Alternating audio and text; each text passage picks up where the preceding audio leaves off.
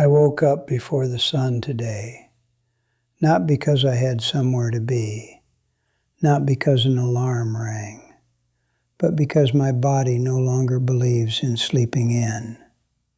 I sat at the kitchen table with a cup of coffee that had already gone cold, watching the light slowly crawl across the floor. The same floor I've walked across for nearly 40 years. And in that quiet moment, with nothing demanding my attention, it occurred to me again. I am 87 years old. At this age, time feels different. It doesn't rush you anymore. It doesn't chase you. It sits down across from you and waits. This house used to be loud. Footsteps on the stairs, doors slamming, arguments about nothing, and laughter about even less. Now it listens with me. The silence here isn't empty, it's crowded. It's filled with voices that no longer speak. With names I still say out loud, just to make sure I remember how they sound. I've watched the world change more times than I can count. I watched televisions get smaller and phones get smarter. I watched men walk on the moon and people forget how to look up at the sky. But none of that compares to watching the people leave. Parents go first. That's the order of things.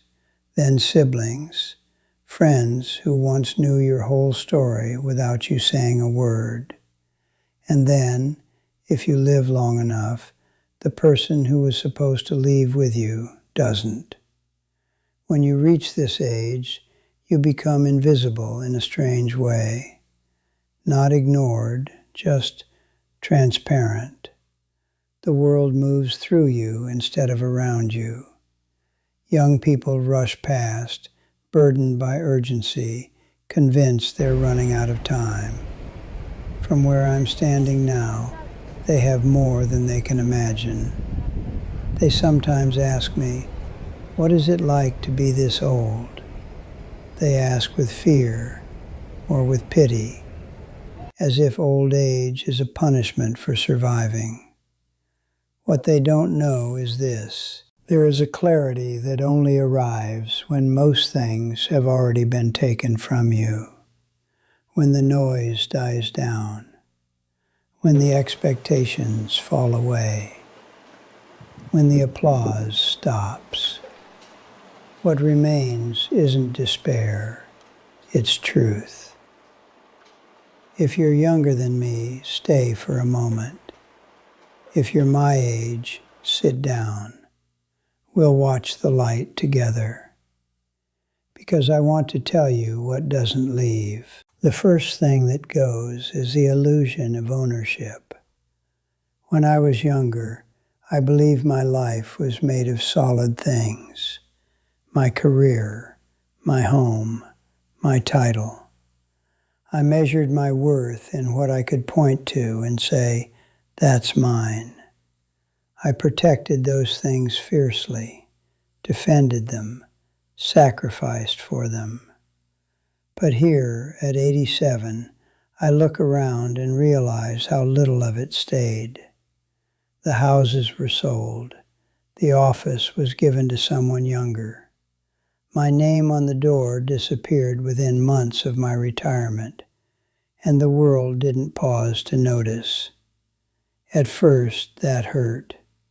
Then it taught me something. What remains is never the thing itself. It's who you became while building it, the patience you learned, the integrity you kept or didn't, the way you treated people when no one was watching. Those things follow you long after your name fades. I've learned that people are never possessions either. We don't own our spouses. We don't own our children. We are simply trusted with their time for a while. When I was younger, I loved with fear. Fear of losing, fear of change, fear of being alone. I tried to hold people still, as if love meant permanence. It doesn't. Love is temporary by design, and that is what makes it precious. When you understand that, grief changes shape. It stops feeling like theft and starts feeling like gratitude. Gratitude that someone chose to walk beside you at all. What remains is not who stayed. It's how deeply you loved while they were there. For most of my life, I live for what came next.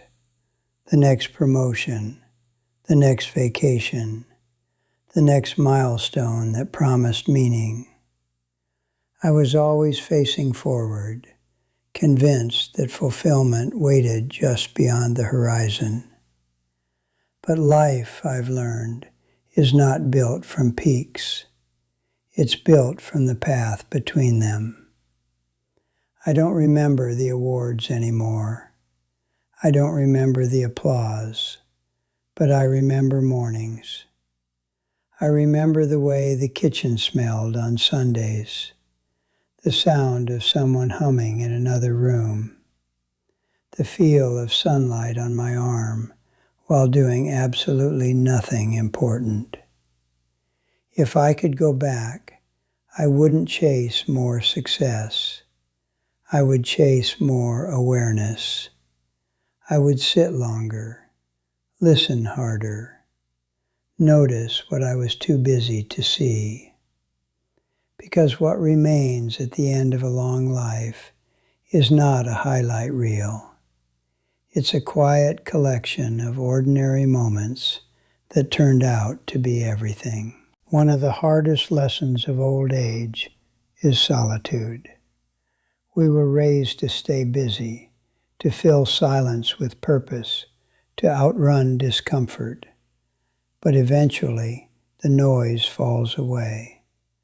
The children build lives of their own, friends pass on, rooms grow larger, and one day you find yourself alone with the person you avoided your entire life, yourself.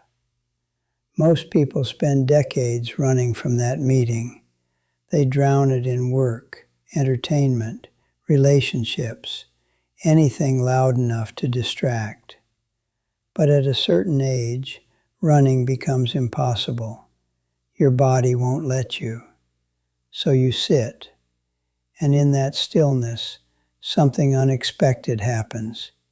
You either crumble or you build. I learned to build an inner place no one could take from me, a quiet room where I could rest without needing permission. If you never learn how to be alone with yourself, old age will feel like exile. But if you do, it becomes sanctuary. I forgave the man I was at 30. I forgave the man I was at 50. I stopped demanding perfection from a life that was never meant to be flawless.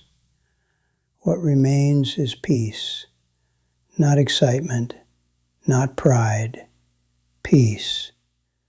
And that is more than I ever thought I deserved. People ask me about regrets. Of course I have them. Anyone who says otherwise hasn't lived honestly. I regret the chances I didn't take, the words I swallowed because pride felt safer than vulnerability. But there is one regret that weighs more than all the others: unkindness. I was wrong at times when being right felt important. I held grudges that outlived their purpose. I chose ego over empathy. And now, as names disappear from my contact list one by one, I see it clearly. Being right is the loneliest victory there is. Kindness was always the better choice, even when I thought it was weakness, even when I believed it cost too much. If you can call someone today, call them, not to prove a point, not to reopen old arguments, just to say, I'm glad you exist, because one day the argument won't matter, and the silence will. There is a strange beauty in watching the world move on without you. At first, it stings. The new language, the new rules, the sense that you no longer belong to the center of things. But eventually, you realize something freeing. You were never meant to stay there. My role now is not to lead, it's to witness. I see my grandchildren laugh, and I recognize echoes of people who came before me. I understand that I am not the story. I am a chapter, one thread in a tapestry too large to fully see. And there is relief in that. The need to be important fades. The need to be remembered softens.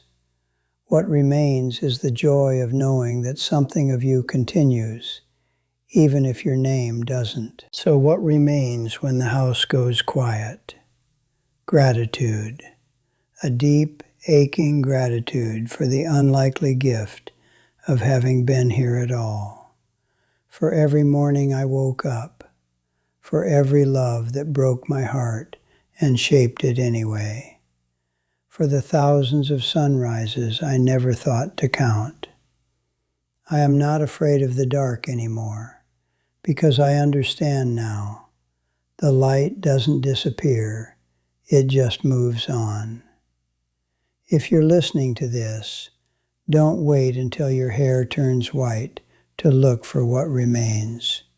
It's already with you, in the breath you just took, in the person beside you, in the quiet voice inside that knows what truly matters. Thank you for sitting with me for a while. If this stayed with you, share it with someone you love. Leave a comment and tell me, what is one thing you've learned to cherish with time? I read every one. It makes the house feel less empty.